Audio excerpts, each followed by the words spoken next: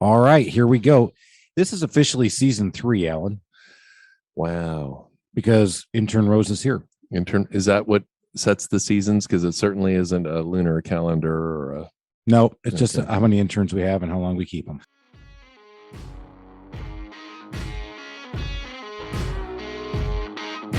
Welcome to the Small Business Safari, where I help guide you to avoid those traps, pitfalls, and dangers that lurk when navigating the wild world of small business ownership. I'll share those gold nuggets of information and invite guests to help accelerate your ascent to that mountaintop of success. It's a jungle out there, and I want to help you traverse through the levels of owning your own business that can get you bogged down and distract you from hitting your own personal and professional goals. So strap in, adventure team, and let's take a ride through the safari and get you to the mountaintop.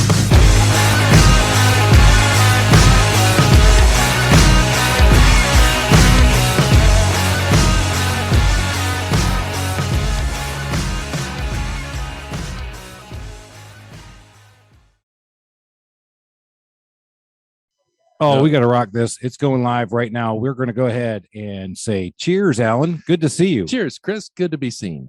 You know what's awesome is that we're breaking in our new summer intern. So Rose Mironoff is here with us.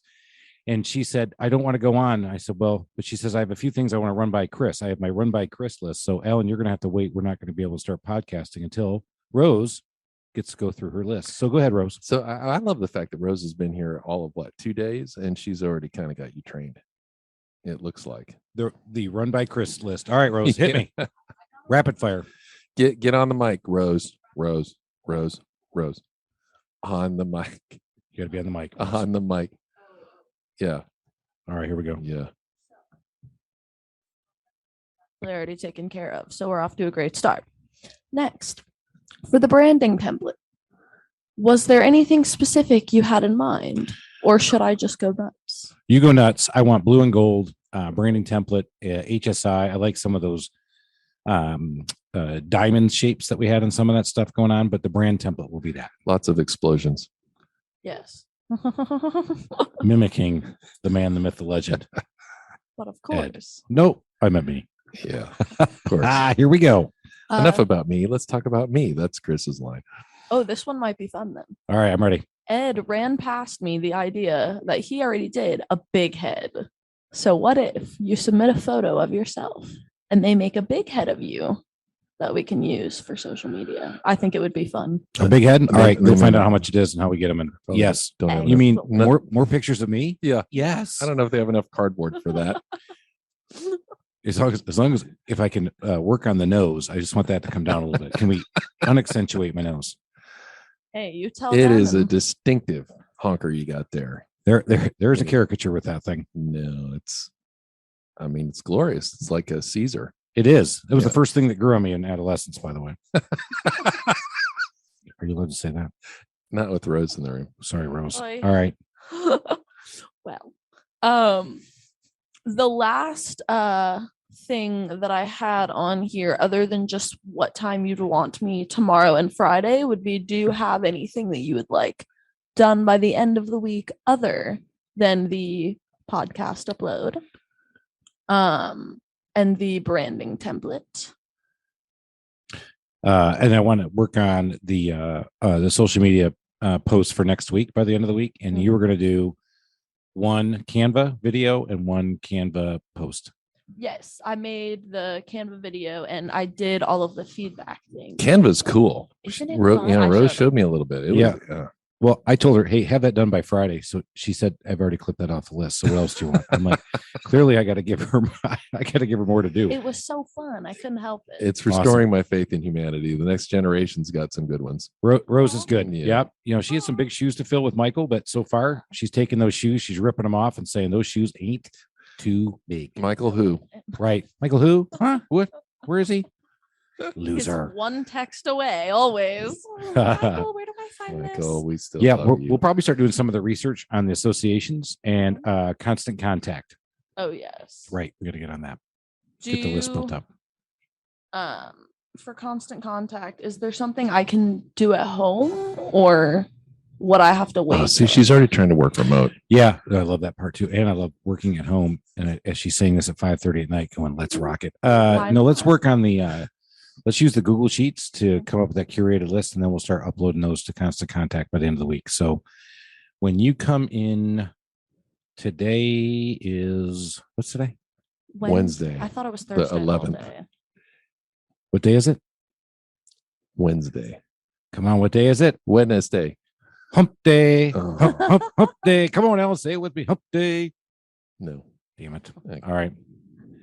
Alan wants to say it. Hump day. He wants to say He it. said it in his head a few times. He did. He's like, it sounds too cool. I better not say that. All right, coolness. I'll let you have all the glory. All right. Yeah, so let's work on that list. We need to work on the podcast post schedule and the social media post schedule. Mhm. One thing we got to find out from Alan is what days we can get him back in. Since we had the guy bail on us today, we want to get him back in. We also have one we're doing next Monday with Zach Levy, Yeah. the powerhouse. But I know Alan's got a lot of family commitments coming up these next 2 weeks. 15 people in my house. Well, it sounds like you need to come here and drink more beer with me then, buddy. That very well could be, but if I'm not there, they may starve because I do the cooking. There we go. And what we have established in previous podcast episodes is that when Alan cooks, there's not veggies involved. It's all 100% MEAT. MEAT. I like that. I actually well, have it's an not. album on my You phone do full need of it. a little veggie for lubricant. Man, Rose is too young for that one. I don't know if If that I was can't the talk- best word choice. Yeah, it is. You got to make the meat go down somehow. Oh boy. A spoonful of sugar makes Yeah. the medicine go So down. you're cringing at Vegetables that make after meat. all that you've said over these last 42 episodes, and you cringe at me referring to vegetables as a lubricant. That's true. Oh my god! I was just double standard. I was trying to be the foil, and it just I can't do that. All right, what else we got? For things to run by Chris. The last thing I had was just what time do you want me in tomorrow and Friday? All right, I gotta look at my phone. Sounds good. Oh, hang on. I can't. Because yeah. I do it Facebook Live. Oh yeah. Oh yeah, your phone is your camera. My phone is my camera. My phone is my life. My phone is my TikTok. No, we're not TikToking. Darn it. All right. yet. I'm looking. Hang on. Don't encourage him, Rose. I love Please. TikTok. I can't help it. Now, It it's is a sign of the apocalypse. A little my- bit. Yeah, A little bit. as if we needed one more Rose. thing to be addicted to. Rose, why don't you come in at 1 and then steal some time for me at 3? And then on Friday, I want you in here. That's the longer day Yeah. because we got the videos that we can do with the Trusted Toolbox and doing the deck trading class that we're doing. Mhm. This is where the guys get out there and get to play around on the decks. And we like to work on decks here at the Trusted Toolbox. I saw your video. You said you'd come over and look at mine and tell me what's wrong with it. Yes. Hmm. Well, I will, but you actually hired somebody else to build your stairs. I asked you first. You did ask permission. He did ask permission over forgiveness, but he also did tell me those guys can start tomorrow. And my comeback would have been, if somebody can start tomorrow, Alan, doesn't that tell you a little bit about what they're doing and how good they do it? So I will come take a look and make sure they did it right for you. No, the reason why they could start, it was actually they can start this afternoon because they were wrapping up my neighbor's full house remodel. So all the guys were there. So we can just go ahead and knock it down today. Whatever. You want somebody else? But yes, we'll come check. But so Friday, we'll make Friday the long day. Okay. So maybe a little less tomorrow, and then let's rock it on Friday. Big So Friday, what time? 9. 9. Awesome. All righty. Sounds I've good. got you on my schedule. Excellent. So I will see you tomorrow at 1 p.m. All right, Rose, thank you so much for coming in. 2 days into it, we've got intern Rose with us from Georgia State, and she has already exceeded my expectations and has showed off what Canva can be for you. Canva was amazing. It is in her hands. It's definitely amazing. I went out there last night and tried to do just one thing, put one photo on one thing to do one Canva thing. Took me 25 minutes. I went to 3 YouTube videos and I said, screw it, and started watching basketball. So she was explaining to me, I'm like, when I used to do stuff like that for my business, I would just open up a PowerPoint and try to cut and paste. That's what I used as my canvas. Me too. And this thing is, and did you see the jungle flyover thing she did for you? Yeah, man. That's really cool. That's a great teaser, by the way. 'Cause It that really jungle is. flyover, you got to go out there and find it. We'll stick it on YouTube, but we'll have it all over our social media here soon because I did think that rocked. Yeah, nice tool. Good job, Thank Rose. you. All right, Rose. Thank you. Thank you. Good to meet you. Good to meet you. I'll see you again soon. Yeah. All right, here we go. This is officially season 3, Alan, Wow. because intern Rose is here. Intern, is that what sets the seasons? Because it certainly isn't a lunar calendar or a. No, it's just Okay. how many interns we have and how long we keep them. So So season 4 could be next week. season 4 could be next week, even though she's really excited today. It might be over by next week. I It don't know. could be. But now I'm going to have to turn this way so you and I can have more lingering talk. They can't see you. Hang on, Facebook fans. How many Facebook fans do we have left after we went through your organizer? Now that I'm back on mic, I think right now we're at like 2,000, Alan, or maybe it's just 2. Hey, Rose, can you grab that door for us? Because it's going to get raunchy. All right. Okay. She's gone. What do you think of the beer? So I like the beer. IPA port song from From the Earth Brewing in Roswell. I believe it's a Roswell address. It's on the east side of 400. So most Roswellians don't consider Roswell, but if they were going to venture out of their little bubble, that's a great place to go. The food is fantastic and they make some good beers. And you know me, I'm a bit of a snot. You are when it comes to beer. Yeah. They actually, and other stuff. Food, coffee, whatever. But they've got a nice variety. I mean, they've got a Belgian triple, but they're nothing goofy. I don't like with the new breweries. It's like everything is sour, cucumber, pickles, peanut butter, that kind of thing. Just like we had the art discussion last week with right. Coach. Talk about the art. Chris. Yeah. Learn to do the core, the basics really well, and then start playing. Yeah. I'm gonna come clean. I do like the pickle beer. I've had one. I know. I'm sorry. I've disappointed you. But along those lines of business, because a lot of people like to tune in and hear about our business ideas, not ideas, but all the beatings that I've taken. I met a guy who is in commercial banking who now specializes in breweries around the U.S. and helping them fund and get started with. And with all the microbreweries I've seen, and yesterday I was actually at 2 of them. I was one in Athens called Academia, and I was at another one called I can't plug them, but it was down in Atlanta. But you're talking about From the Earth, and we just had one from another one in Roswell called Variant or Gate City. Gate City was the one I was thinking of. Yeah. And then, so it's an amazing. He's found this niche market, and he's a really interesting dude. I think he would be great to come on the podcast to talk about how he niched into this and why finance is such a specialty thing in that brewery world, because it's pretty capital intensive, you'd think, right? Yeah. And it brings up such a good point. And you've talked about it in the past. When you first start your business, you take all business, even if it's not really business that you should be doing or that you're any good at, just to get the revenue in the door. But the reality is if you have the capital and you have the patience to be able to really develop a reputation as a specialist in a niche. Think about this guy who's a banker for breweries. I mean, he's the guy that you have to go to. And my guess is his name is bantered around 50 states now. Yeah, he's a really cool dude. I'm going to get him on. He's here local. I happened to do a podcast with him years ago when he was, again, a banker to anybody, anywhere, anytime, not really specializing in a niche. And this niche sounds like a really interesting, and I would say not a fad. I think this is going to be something that's going to be around for quite a while. So I thought that was a pretty interesting niche to get into. We got to get him in here. His name is Jason Sleeman. I will get him in.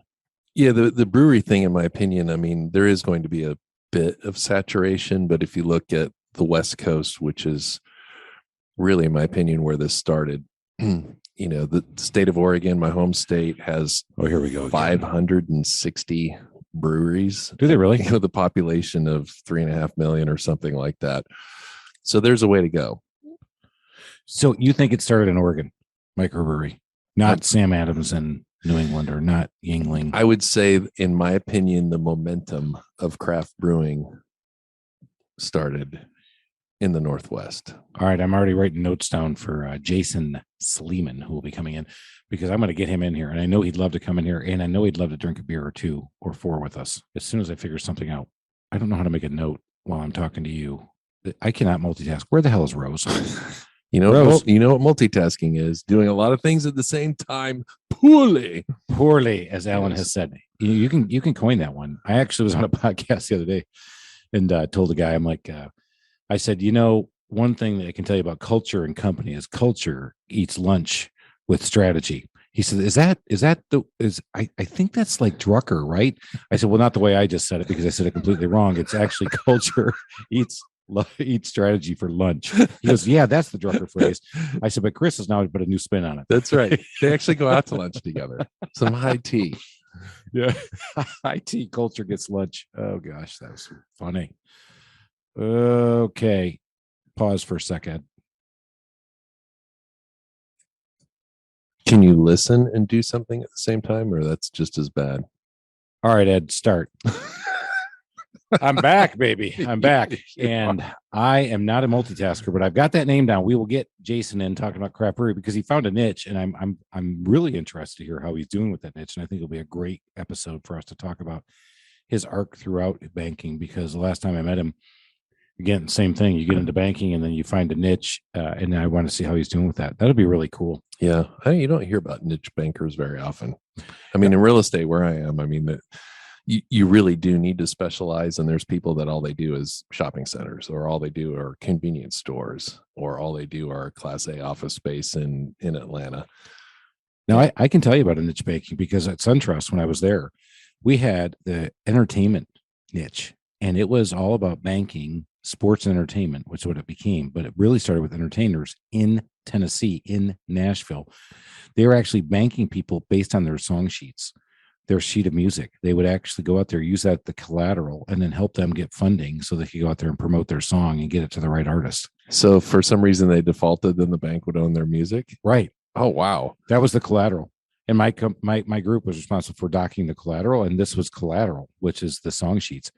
And I met the guy, and again, at SunTrust, which is steeped in Southern tradition, bankers, and buttoned up suits, and only doing things the right way with very, very modest and conservative values. And I met this guy for the first time. He came walking in to SunTrust Plaza. I'm in my suit, and I'm part of a group that he's talking to about what entertainment is, and my group has to support him. And we're all sitting there with our suits on, and he walks in with jeans, cowboy boots, bolo tie, and he had his shirt on, and that was it. Didn't even have a sport coat. And you're like, how did he even make it through the front desk? That's what I said. How come they didn't tackle him? Throw his ass out, hippie. Yeah, hippie. I know. Get out of here, hippie. A protester. And he comes in, and one of the most phenomenal guys I've listened to. Just really interesting about taking banking to a different level, to a different niche market.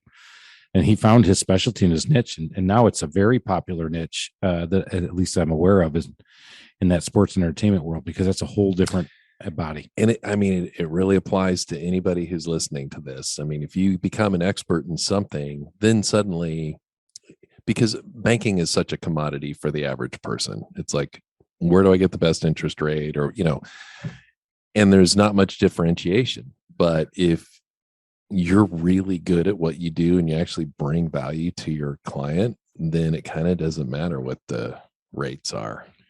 Yeah, I agree with you.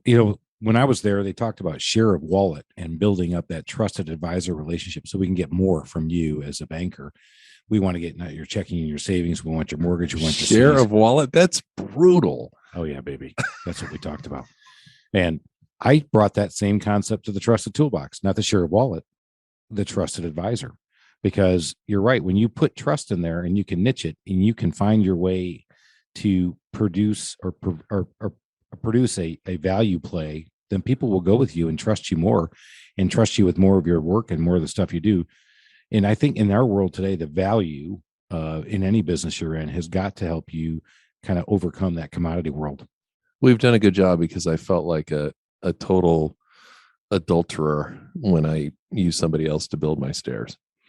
And I'm glad you feel like that, because I'm also now going to play towards on your guilt, because that next project is mine. Yeah. Well, keep in mind, the previous project was yours. You redid the side of my house.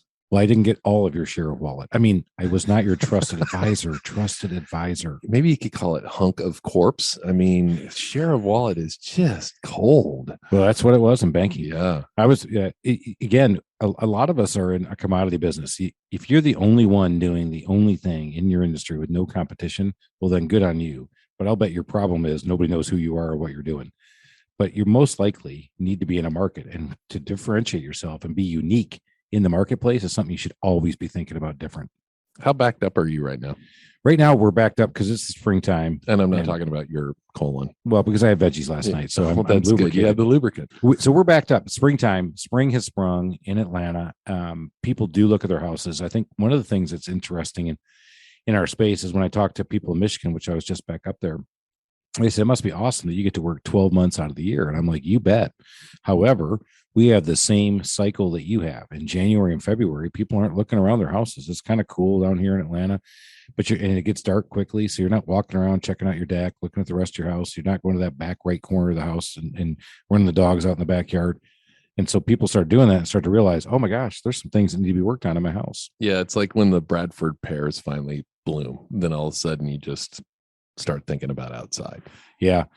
The other thing that's really cool about our cyclical market, and I think everybody should think about this in their own business, but in my cyclical market, is that spring has sprung, and our target market, our avatar, is that busy family of 4, and they take spring break. They do spring break in the first week in April. Well, what's the next biggest event that is going to happen to them after April? You're about to feel it, by the way. Graduation. Yeah. Thanks for the hint. So you have a kid graduating. Yeah. How many people are coming to your house? I have 15 people, including our family, staying in my house. In your house. They're going to be sleeping on pool table and places like that. So I said I want your next project. I'm lying because I know tomorrow you're going to say, hey, Chris, I need a favor. The in-laws are coming in and they're going to be sitting upstairs in the bathroom that I forgot to get the toilet fixed. I need to get that fixed. And can you do this in the next 35 minutes? Because they're showing up now. And if I don't have a place for my in-laws to go drop a deuce, I am going to be in trouble because I'm not letting them in my master bath. Thanks for that word picture. Thank you. That's why I did that, because make it real. So people don't think through stuff like that. We literally just took a call today saying I need my deck stained by the weekend. And today is hump day. Yeah. And 2 days away from now is Friday. And now we're talking about the weekend. And it doesn't work like that. Not if you're going to stain a deck in the South, but people are like, oh yeah, I forgot about it. If you want to come to my house and cut a hole in the garage and put a door in the next week, you can have that one. I don't want that next project. Did I mention that? Because again, the time pressure. So that's what happens to us. Everybody, spring gets compressed like that because of graduations. And then when the kids get out of school, another popular thing down here in the South is called first week, where they take off and everybody goes to the beach for the first week after everybody gets out of school. And if your kids are in sports, you can't do that. So you have to stick around. So your first week will be the 4th of July. And then we have the really hot months in August and July. And we'll be doing work, but people will be bouncing around doing vacation. Then they all start thinking about school again. So the worst times we have are after school goes in here in Atlanta. We start usually in August. We start a little bit earlier than other schools. Then that first cold hits, and then they realize, here comes the holidays. I need so much done in the holiday season before then. So it's all compressed. So we have spring that for us will kind of go through February, maybe end of February through June.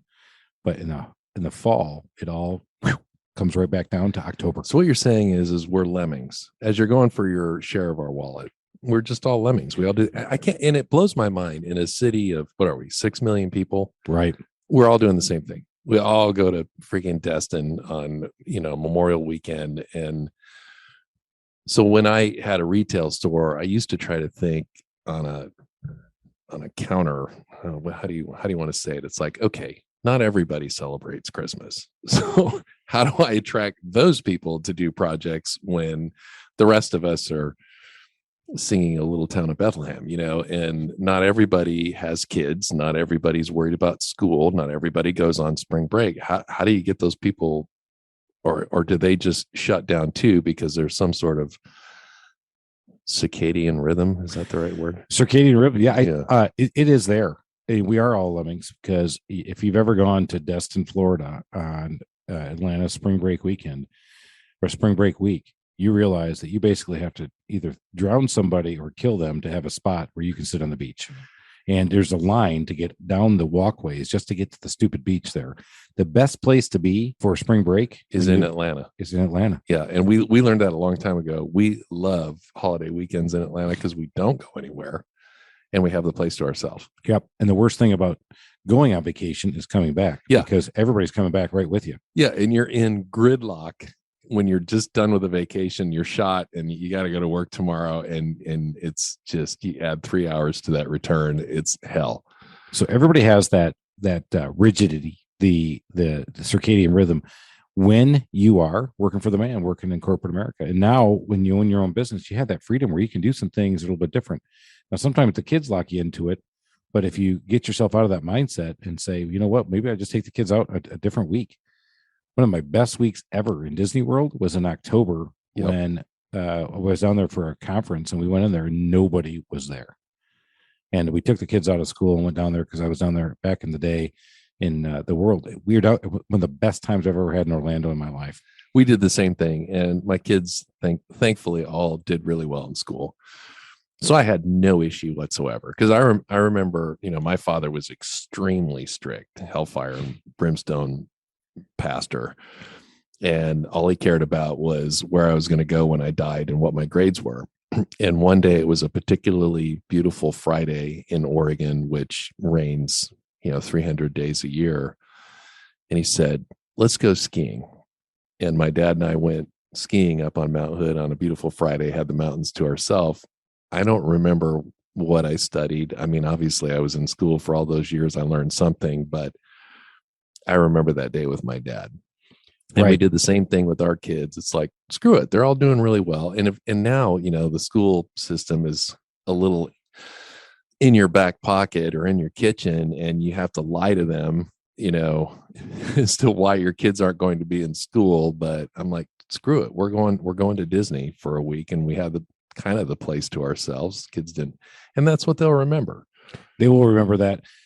My son's actually about to have one of those unique opportunities in college, because you and I both remember those. And I mean, everybody thinks about the school system, and our biggest memories were probably going to be the things that were outliers, things not in the classroom.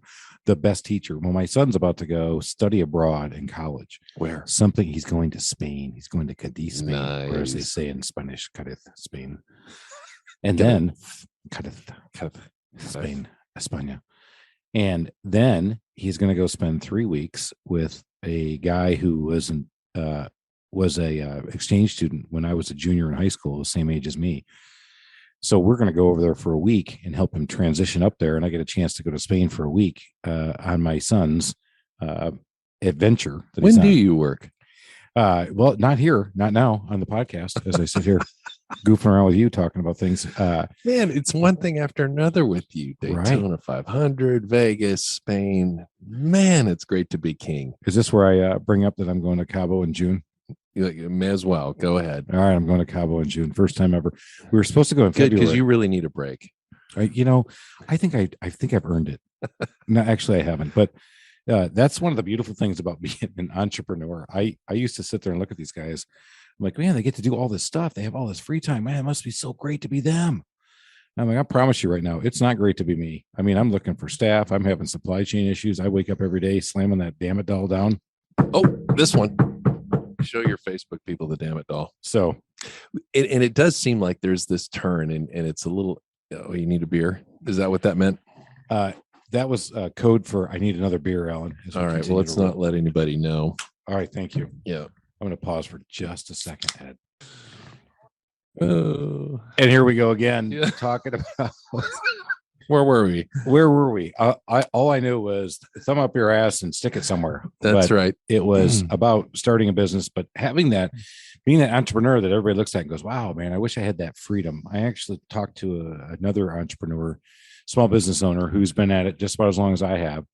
And he said, you know what? I will never, ever go back to corporate America. I don't care how bad this gets. I will never do that again. He said, there are only so many dollars in the world out there for me, but I've got to have my freedom. There is no way I can go back to that cage, back to that zoo. And I said, you know what, brother, I hear you. I know what you're saying, especially now where at 50 something years old, kind of looking at what the rest of life looks like. You're right. There's only so many dollars you can go chase and go sit in that zoo and have to go to Destin with the same time everybody else goes. And, you know, Destin is a highfalutin spot everybody needs to go to because it's really cool to go to. And when you go there, it's a status symbol. And then Is it a status symbol now? I think it is.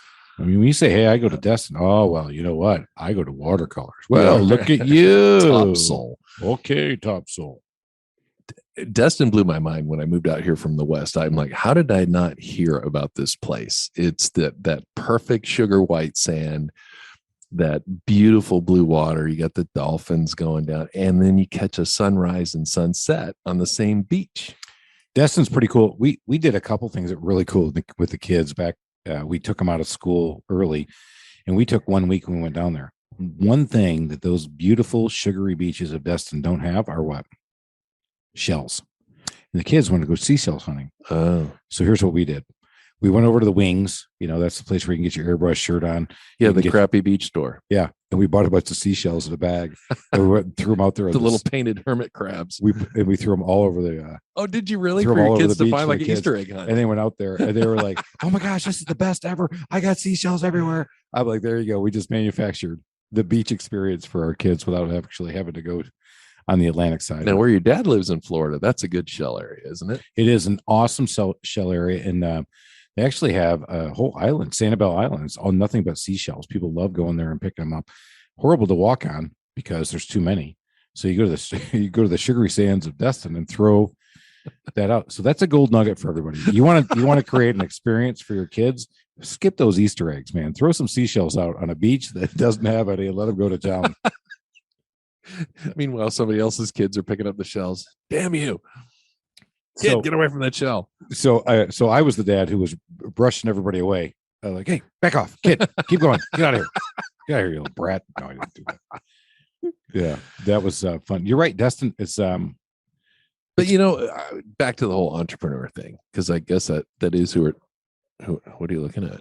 I just checking out things. You were looking at yourself in the phone?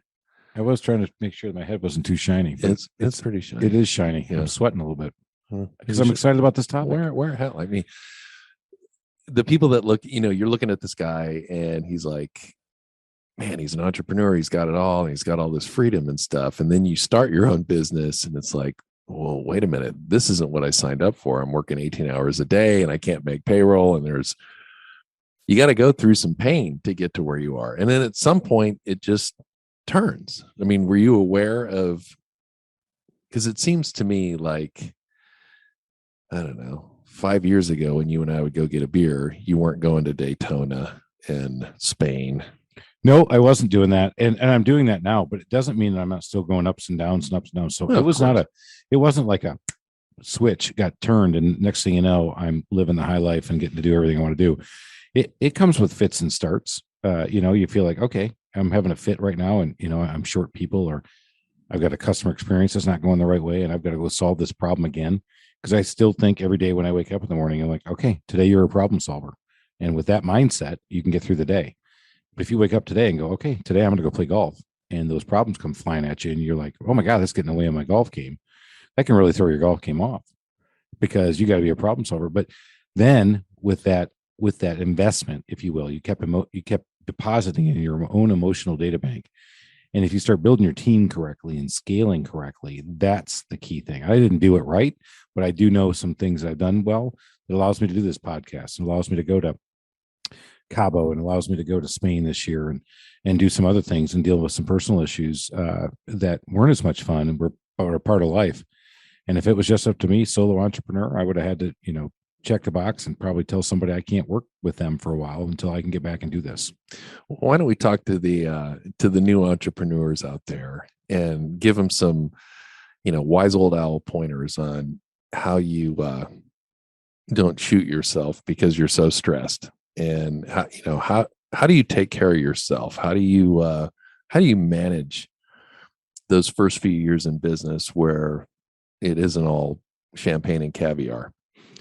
That's, I wish I had a lot of gold nuggets because they always talk about self-care, making sure you take care of yourself. Yeah.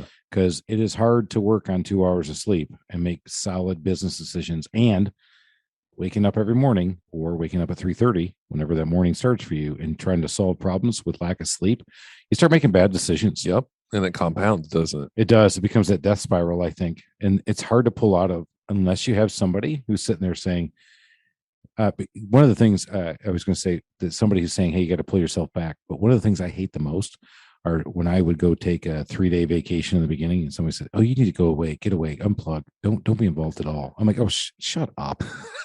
No, that's not happening. That's just going to stress me out even further. But if I could do it on my own time and my own terms, and then find those couple hours where I could see the sea coming in and the waves come in, or go up to the mountains and do that and relax a little bit, that was enough for me.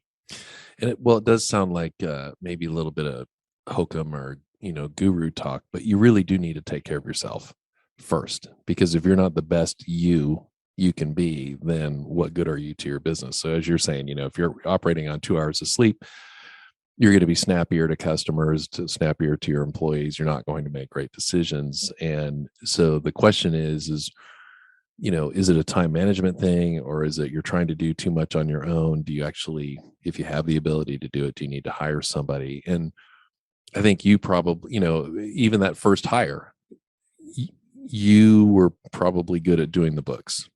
So maybe your first hire needs to be a salesperson, whereas I suck at doing the books. And I am a salesperson, and I know you are too, but my first hire would be an accountant or a bookkeeper, actually.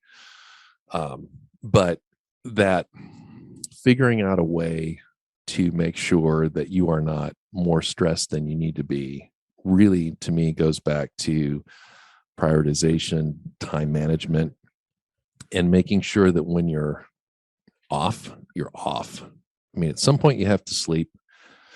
And I know you wake up sometimes because you're processing problems, but I don't think either of us have ever been in a job where lives are on the line. Nope. That's the reason I got in the business I'm in, because I don't want to have everybody's. And people are going to be pissed off, and they're going to, they're going to make a mountain out of a molehill. And I'm sitting there going, your cabinets are late, but you could be in Ukraine right now. Right. And so I sort of keep that perspective. So it drives me crazy when the Karens of the world get a little too overbent on issues. But, managing your schedule and not having your business manage you, I think, is a huge thing for a new entrepreneur to learn how to do. Huge. And it's different for everybody. And it goes back to one of the key words that I just brought up with somebody else, is as a leader, self-awareness is key for you to be a good leader. But self-awareness as an entrepreneur, as a solo entrepreneur, is even more key, because you got to realize when you can and when you can't. And that's a hard thing to figure out, because in the beginning you set goals for yourself that in my case were going to be unattainable when I first started and the recession hit, and said I was going to break even in 16 to 18 months. And I didn't see it for 24 to 36 months. And that blows. And you start putting that real pressure on yourself. And they say pressure comes from within. Mm-hmm. And that was a realization for me. Pressure came from within. And what you just talked about is something I actually use with my team a lot, is that sometimes a customer will call in. Just had a great one this morning. My technician, my best technician, who, showed up at the job early, and she wasn't there. And she says, if he doesn't get off my property, I'm going to call the cops. Oh, because he showed up to your job early. He was 30 minutes ahead of schedule, and you're going to go off and act like that and call my office and do that kind of stuff. So what do? Well, we make light of her and go, well, that's her. That's just kind of that mentality. Once again, they're going to go shoot somebody instead of asking why you're there to help them. Ha, ha, ha. And we use that to kind of relieve that steam, relieve that stress, because what I have found with my team, especially, and with me, when you use that kind of levity and have some fun with it and joke a little bit and get it up, you're able to solve their problem better. Yeah. Okay. Well, I'll just tell John to go get some materials and he'll be back when you get there. Okay. That's all. Wait, was that hard? Right. We were scheduled to be there anyway. Okay. He was running 15 minutes ahead of schedule. Okay. Wow. How about that? A contractor actually showed up early and you're mad. Right. Come on, lady. So you have to, well, in my case, I use humor to kind of, let the steam come off so you can go back and solve those problems. Well, and there's one thing, exercise is a really good thing, but it's what kind of exercise. So I love to play golf. It's not really exercise. But it takes a ton of time. And the thing is if you're stressed at work, it comes out in your golf game, and you actually will think about business while you're playing golf. But if you're playing tennis, I don't care what's happening. I mean, you could have major issues going on, but as soon as the match starts and you're chasing the ball and that guy's trying to kick your ass and you're trying to hit the winner and all that, you can't think about it. And it's so cathartic to be able to get yourself involved in a physical activity where your brain is shut off for an hour. All right. So along those lines, and I already plays one of those two sports, but one of the things I think you all could do is listen to this podcast and go for a walk 20 minutes a day. That's all you need to do. Go for a walk, listen to this podcast. We don't have any 20-minute podcasts. Well, you can listen to part of it. They can go for a 45-minute walk or an hour and a half. Even better. Yeah, it's even better for you. It makes you feel better. Come on, let's go. Get yourself out there. But, doing the walk. So that's the big thing that you brought up is the exercise. Everybody says, take care of yourself mentally and physically. It's still hard when you're running your business, man. I mean, so I'll get into the deep one for me. It was a point in time where things outwardly looked very successful for me. Things were going well. I had the team in place. Things were going the right way.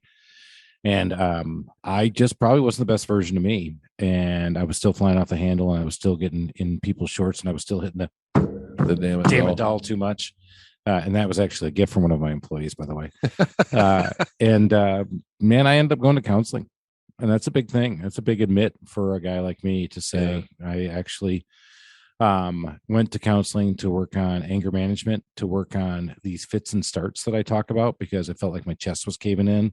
And I felt like the only way I could handle it was to backlash against people or to anger out or to jump out quickly, because I was trying to work so fast to get where I really wanted to be, but I wasn't there yet because I had an inflated view of where I thought success would be.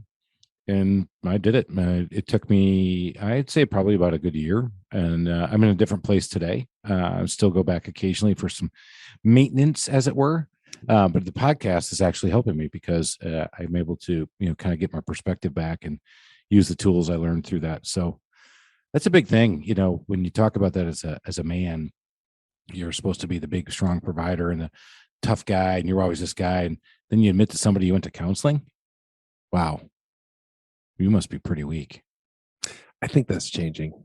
I hope so, because mental health, is a big deal. And I learned a lot from that. And people actually, my employees, my family, everybody said, obviously there's a big change in the way I am and who I am and how I handle things and people even. So I don't hit the Dammit Doll as much as I want to or need to anymore. This thing is really well made. Well, I've beaten the hell out of that. Yeah, you have. And it looks as good as new. I when I walked in, I'm like, what do you have a voodoo doll for, Chris? And he's like, no, it's my Dammit Doll. Yeah. So good news is, everybody, my dad's watching. Hey, Dad, there's my Dammit Doll. So I hope you're watching it. Yep. It's actually hanging on there. I think it's built out of Kevlar. Yeah. So back to the mental health, and how do you know you don't? You especially can't be self-aware when that's going down. I actually had to have a friend say, have you ever thought about counseling? I've done it and it's helped me. And it's somebody I admire. And that's another gold nugget is surround yourself with good people who will shoot straight with you and that you give them permission to shoot straight with you. Yeah. Yeah. He was big for me on that one. That's for sure. That's tough, but that also helped me reset. And when I look back on it, that's when the biggest climb in my company really started to happen, was when I started to embrace and delegate and go back to the leader I wanted to be, the leader I think I can be, the leader I always wanted to be. And that's where we're at today, continuing to grow and build the business here in Atlanta. How do you think you are on time management? We've talked about it a little bit here and there over the last 42 episodes, but I think that's crucial. Because you get jerked around. It goes back to that, you manage your business or your business manages you. And even, let's say you get 2 complaints in there and you need to actually go out there personally and they're on 2 opposite sides of town. How do you feel you are at that? I feel like my time management is good when I'm good and it's bad when I'm bad. What do I mean by that? Right. Yeah. When I wake up in the morning and I think through my day and what I want to do that day to accomplish what I want to accomplish that week, I'm good. But if I go to my phone and start reading emails and react to a customer who said at 8:06 on Sunday night, Mother's Day when I had just come home saying, you can't come to my house at 10 o'clock so we can discuss what I didn't like about what you did. And I saw that email first thing Monday morning, and it threw me completely off my game. And what I did was I reset myself. I went back, I worked out, I came back, I called the guy, I let him have it, and slammed the Dammit Doll a little bit. And then I went off and had a great productive Monday. So my time management is good when I reset myself and I try to figure out what to do. When you get really overwhelmed, that's when people really start to go down that death spiral again, right? When you're overwhelmed, I don't have time for a 20-minute walk. Do what? Right. You can't walk for 20 minutes? I'll bet you watched a TV show last night. Well, yeah, that's my decompression time. Okay. I'll bet you wasted 20 minutes today doing something you shouldn't have been doing. You could have gone for that walk and listened to this great podcast called The Small Business Safari, brought to you by Alan and Chris. Or you could read a good book. Or you could read a great book. It's called From the Zoo to the Wild, Your Guide to Entrepreneurial Freedom and Wealth. But where can you find that? You can find it on Amazon, and I'm going to work on making an Audible book eventually when I have time. Oh, damn it. Time management. Oh, no. I don't have any time management skills. So when I'm good, I'm good. When I'm bad, I have learned to reset myself and get out of it because the urgent can pull you in. Now, that being said, if you ignore the urgent, it can become a really big problem and could really suck you in, especially in my business. Yeah. So I always found a lot of success in trying to do blocks of time. So Thursday morning from whatever to whatever is when I'm going to work on marketing. And, Friday between this time and that time will be when I respond to vendor solicitations, that kind of a thing. And even if you take a customer complaint in the middle of the day where you're trying to focus on something else, I think 99% of the time you can say, I'm really glad you called me and I want to take care of you. I will take care of you. Let me call you at this time so I can give you my full attention so that you can stay focused, because we were joking about it earlier. Multitasking is doing a lot of things at the same time poorly. And that's what most entrepreneurs do all day long, is multitask, and they're not good at anything because they're just reacting to everything and just getting jerked around like a fish on a line. So do you look forward to that Thursday morning marketing exercise and can get creative and do all that stuff?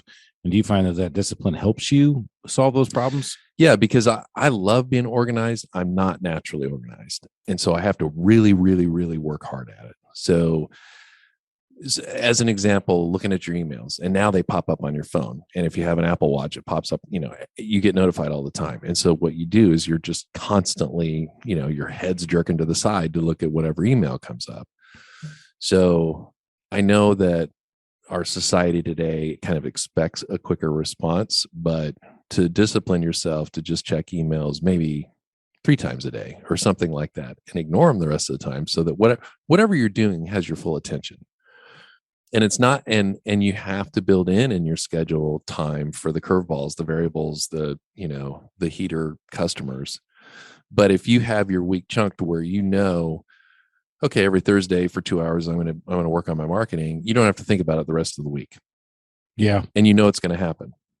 And if for some reason something detonates and you have to move it, you have to move it. But it's pretty easy to get into a rhythm knowing I'm going to take care of my bookkeeping, in this chunk, or these 2 chunks. I'm going to take care of my marketing in this chunk. I'm going to take care of employee one-on-ones in this chunk. And then you still have all this other time that you can do other things. And again, you're a man about town, you're doing podcasts and all that. So your schedule, has to be somewhat flexible, but it's pretty easy to, if you have 6 things that are just kind of permanently blocked on your calendar a week, to navigate around it. No, I do that. I use Outlook as my calendar to block myself, to remind myself to do things. I think like I said, when I'm good, I'm good. When I'm bad, I'm really bad. Yeah. And that's the part where it really starts to spiral down. I remember meeting a guy who says, I'm back to working out, getting back in the gym and trying to do the things I need to do for myself too. But he was like, I have my day chunked out every 30 minutes from 5:30 in the morning till 11 o'clock at night. And I looked at him and I was like, oh, wow. And when it was running through my head, what? Get the hell out of here. You're full of shit, bro. Till 11 o'clock at night. You woke up at 5 o'clock in the morning to get to the gym at 5:30 and you blocked yourself all the way out till 11. Yeah, I don't think so. I hear you. Yeah, superhuman, but No. there's no way you said I'm going to eat from 5:35 to 6:05 with my children, and from 6:05 to 6:25 I'm going to clean up. Come on, man. No, see, and that kind of scheduling makes me miserable. I don't like being overscheduled. I have a sister who I love to death, and if you ever spend time with her or go on vacation, she wants to orchestrate everything. We're gonna have coffee here, we're gonna have breakfast there, then we're gonna go look at this site here, and it's she has an itinerary.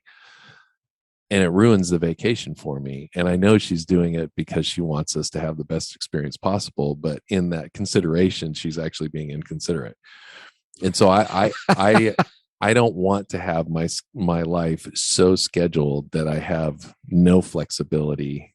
I mean, that's not why you become an entrepreneur. But if I build enough structure into my schedule to where I know nothing's going to slip through the cracks on your average week, and I know I don't have to worry about certain things, because that's one of the things an entrepreneur does. It's that whole, the old circus performer who's spinning plates, and they've got all the plates going, and one starts to wobble, you focus on that one, and then the other one starts to wobble, and that's all you're doing is focusing on the wobbling plates. And so to know that I don't have to actually think about these things, and once you kind of get used to that on your schedule, it really is really liberating. And then you take it one step further. And again, we're not saving lives. Neither of us are saving lives. I'm not doing it real estate. You're not doing it home services. Somebody can go detonate all they want, but they're not going to bleed out. Right. Unless they have a hemorrhage. Maybe they might, because they're so mad. But you know what? One can only hope. Yeah. Oh, I didn't say that. I'm the customer service freak.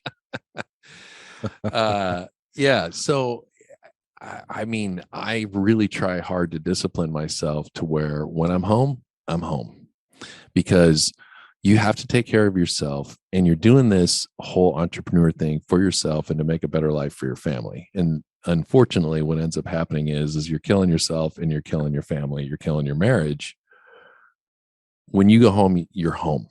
And when you're off of work, you're off of work. And yeah, maybe you need to block some time here and there to do some things that you couldn't do at the office because you've got private time, but it's just not healthy to be on 24 hours a day. It's not healthy to be on 24/7, but when you're rolling and you go down that death spiral, you feel like you can't get out of it. And that's where you got to reset yourself. And I don't know if it's slap yourself upside the head. I don't know if it's hit the old Dammit Doll, but you got to get yourself set back. It's hard to pull yourself out of it. It's a death spiral for a reason. And I would tell you the one thing that helped me also was I went on a quarterly basis for goal setting. We call them rocks. I have a 1-year goal set for the company and a 3-year vision. And I have that up in front of my computer in the office all day, so I can make sure that sometimes when I get off track or off target, I look at that. Now, I'm not the best at times when I get home. My wife and my daughter call it selective listening. They think I have a hearing problem, actually. And I said, actually, it's selective listening. No, you have a listening problem. I do. Yeah.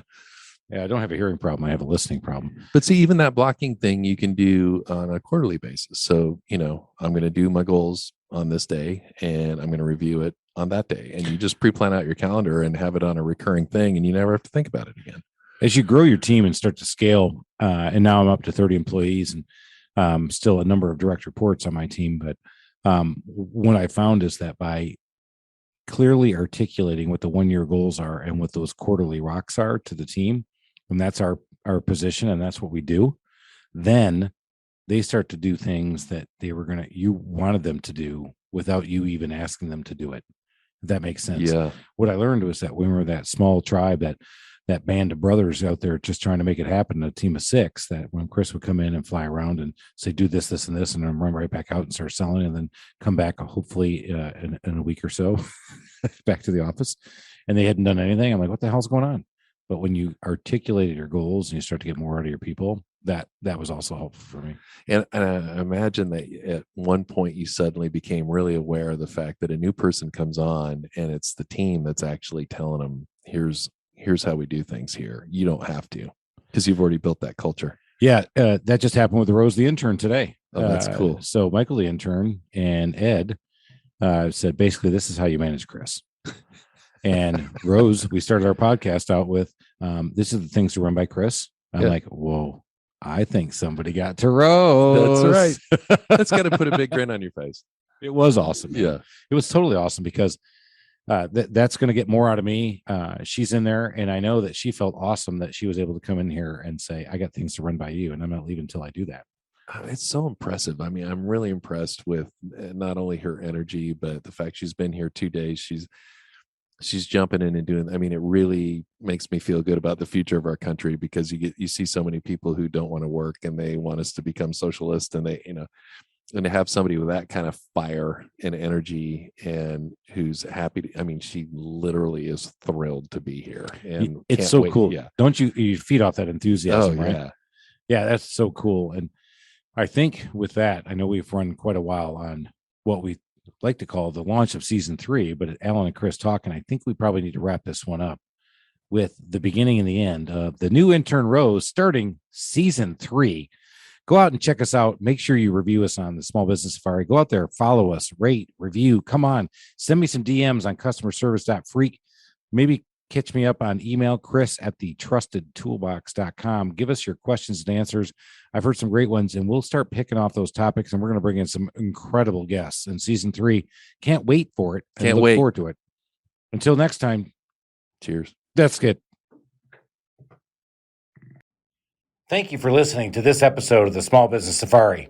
Remember to keep that positive attitude, which will reflect in a higher altitude as you're out there making it happen in the wild world of small business ownership. Until next time, go make it a great day, Adventure Team.